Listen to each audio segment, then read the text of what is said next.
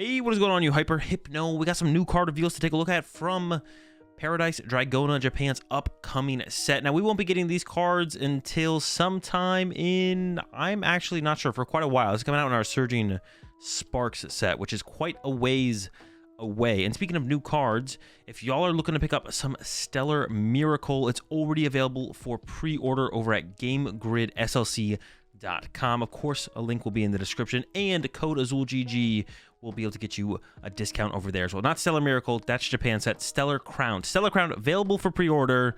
GameGridSLC.com. Link in the description. Go check it out. Get your pre-orders in. All right, up first, we got this Exeggutor here. It's got a super good attack, actually. For a colorless energy, if you go first, you can use this attack on your first turn, search your deck for a card that evolves from this Pokemon, and put it onto this Pokemon to evolve it, then shuffle your deck. So super powerful attack here on any pre-evolution Pokemon. I don't know if that's how you're going to be using the evolution of this card, though, which we'll get to here in just a second. Some of these we've taken a look at before, so we're going to skip them. There's a new Latias EX coming out. Your basic Pokemon have no retreat cost. That's pretty good. That's pretty good ability. Not bad. Its attack, not so good. For Psychic Colorless, 200 damage during your next turn. This Pokemon can't attack. That's whatever, but the ability's good. I can't think of a deck off the top of my head that I would want to include this in. Maybe something like a Raging Bolt could take advantage of this. Raging Bolt does have 3 retreat costs, but you're usually pretty content with having Raging Bolt in your active. So off the top of my head, I can't really come up with a deck that would take advantage of this, but I do think it's a good card, and I definitely expect it to see play in some decks in the future for sure.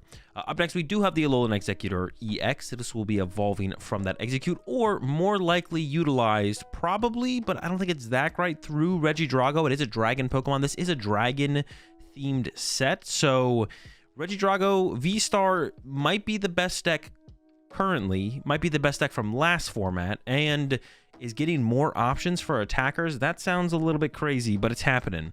For a Grass and Water, it does 150. Attach any number of basic energy cards from your hand to your Pokemon any way you like. Okay, not terrible, but we currently have a Dragonite, I believe, in format that does like 150 or 180 damage, and then searches your deck for energy, so that's just as good, if not better, and Regidrago V-Star doesn't currently play that. The second attack, though, for a Grass, Water, Fire, flip a coin, or Grass, Water, Fighting, flip a coin. If heads, your opponent's active basic Pokemon is knocked out. If tails, choose one of your opponent's benched basic Pokemon. That Pokemon is knocked out. So not terrible, but it's on a coin flip, and it's a little bit awkward. If your opponent's active is an evolution card, evolution Pokemon, then you effectively have to gust up a basic Pokemon off your opponent's bench, then use this attack, and then hope you get heads to KO that one. If not, you get tails and you have to KO something off the bench. Obviously, this would be really, really good up against stuff like Raging Bolt, but is it something you want to include for that matchup specifically when you already play other ways to one-hit KO stuff, specifically in Regidrago V-Star? Now, if this is a deck of its own, is that good enough? Is Swinging Sphere plus Tropical Fever good enough for Alolan Exeggutor EX? I'm not convinced. Maybe if you just play around the first attack more so than anything, 150, constantly accelerate energy into play to your other Alolan Exeggutors. Maybe you play Turo, and you do have 300 HP. You get punched, you Turo it up, you evolve down to a new one, recover energy with energy retrieval, 150, reattach the energy to your next Exeggutor. That could be pretty cool. That might be the way to play this deck. Yeah, the Swinging Sphere, or it's fine. The second attack is all right. I'm not blown away by it. Another dragon attacker here, the Altaria, Humming Charge for a water energy. Once again, we're thinking about this in terms of that Regidrago V-Star. Is it a worthy inclusion? Search your deck for up to 2 basic energy cards, attach them to your Pokemon any way you like, then shuffle your deck. Once again, we currently have better options. Either the Alolan Exeggutor's first attack or that Dragonite that I mentioned. Both are better options than this Altaria. Second attack for a Water Metal. Flip a coin if heads during your opponent's next turn. Prevent all damage from and effective attacks done to this Pokemon. That could be okay. That would be all right, maybe. Get a knockout, you get heads, you can't be hit back. Be pretty good at KOing attackers in the Gardevoir deck when they're not attacking with the Gardevoir EX. You get a knockout there. Maybe you Iona them to disrupt their hand, and you get heads, and all of a sudden you can't be hit back. Is it worth including to potentially get an effect out of a coin flip, though? Probably not. Up next, this is a card that can maybe revive Goodra as a viable deck. The Dragon's Potion. Heal 60 damage from your active dragon Pokemon. That's it, but that's not bad when you're reducing the damage you take by 80. So maybe this could revive like Lost Zone Goodra V-Star or Arceus Goodra V-Star. Put 4 of these Dragon's Potions in there. You're healing a lot of damage potentially throughout a game. We got Drayton up next. Look at the top 7 cards of your deck. You may reveal a Pokemon and a trainer card you find there and put them into your hand, then shuffle the other cards back into your deck. This one is pretty underwhelming, to be honest. Definitely not blown away by this at all. It just seems like there's better options. We even have like a card like Hassle, which lets you look at the top 8 cards of your deck and take any 3, as long as something was knocked out during your last turn. Of course, that is a stipulation there. This card would allow you to like build on your hand in the early game pretty aggressively, I guess, but I'm not blown away by this one at all. It doesn't seem great. Dusk Ball here, also not blown away by it, but I think it might be better than Great Ball because of Iono in the format. Look at the bottom 7 cards of your deck. You may reveal a Pokemon you find there and put it into your hand. Shuffle the other cards back into your deck. So this is a reprint. Dusk Ball was back in, what, 2010, I want to say, was the card? 2011, maybe. So it's been a while. Exact same card. It interacts a little bit differently in this format than previous formats because of Iono, though. Iono shuffles your hand and puts it on the bottom of your deck. If you then have access to Dusk Ball and you have some information on the cards on the bottom of your deck, you can choose to use it knowing you're going to guaranteed hit something of those cards, or you could shuffle your deck with a different effect and then use Dusk Ball to look at the bottom 7. With that in mind, I think it has a slight advantage over Great Ball.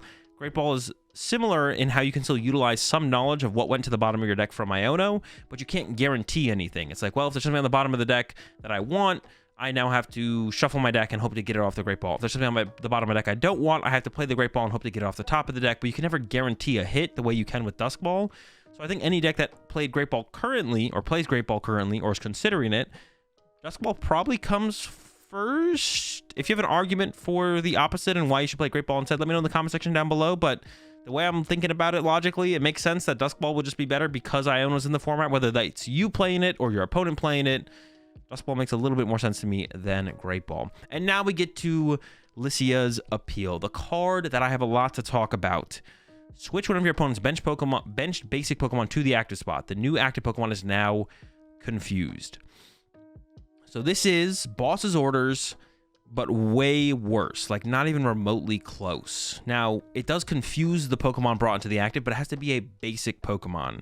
So this is just like not even like comparable to Boss's Orders. Boss's Orders is like 10 times better than this card. And most decks don't even play 4 Boss's Orders. So it's not like there's a deck being like, oh my gosh, thank goodness there's another Gust effect that I can add into my deck where I already play 4 Boss's Orders. No deck is saying that when we see this release. But does this mean, now that they printed this card, that they don't plan on making another print of Boss's Orders? That's where my thought process is going here when I see this. Like, why would they print this terrible Gust effect in comparison to Boss's Orders? Now, if Boss's Orders wasn't in the format, this would be pretty good. This would be a really solid card that would be played probably in most decks as a 1 of or 2 of or something like that. This would be a really solid card, and specifically would punish those 2 prize setup Pokemon, where it's like, once I rare candy out my Charizard and my Pidgeot, you can't gust those anymore when you want, but you can still gust the Rotom and the Luminion I used to set up and take advantage of that.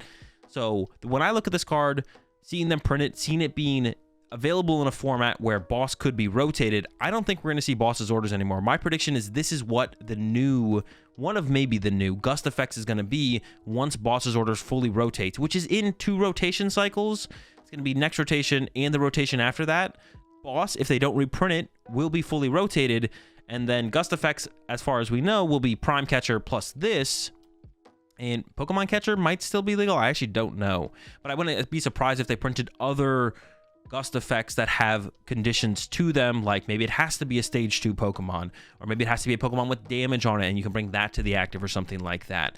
And I've never been a real big advocate of Boss's Order sucks and the gameplay is super unfun, but I will admit the gameplay does get a little bit tiring time after time when a main win condition for so many decks in the format is Boss win, or if you Iono me, I need Boss to win, or if I top deck Boss, I win. And it's not unique to just like one deck or one matchup.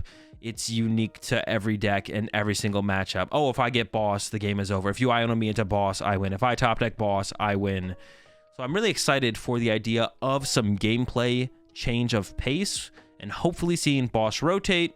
2 rotation cycles from now, we're a ways away, and more Gust effects like this become the norm. So maybe not just Lisia's Appeal will be the only thing, like I mentioned. They could bring some other stuff into the equation that are more restricted into what you can actually affect with them.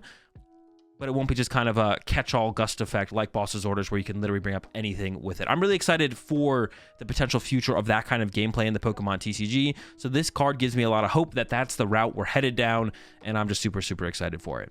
Last card here is the Rich Energy. You see me scrolling past some of these other cool cards that you maybe haven't heard me talk about yet. Well, I've already talked about them in a previous YouTube video, so go look that video up. Rich Energy, as long as this card is attached to a Pokemon, it provides colorless energy. When you attach this card from your hand to a Pokemon, draw 4 cards. Also, does not seem great. Overall, seems pretty bad, not gonna lie. And probably not many decks will be playing this. I can't even think of a deck that I'd want to play this in. The only thing was maybe Lugia, but Legacy Energy is just so much better. Prime Catcher would probably be better. It's a big from me on the Rich Energy. I don't see this seeing any play at all. But those are my thoughts on all of these cards in this set. What combos are you guys excited to try out with these new cards? And what do you think about my theory behind the Lisia's appeal? Do you think that's where we're headed? A no Boss's Orders format where we're going to have Gust effects still, but they're going to be a lot more restricted on what they can interact with. I'm excited for that potential gameplay in the future. Let me know, comment section down below, and I'll catch y'all in the next one.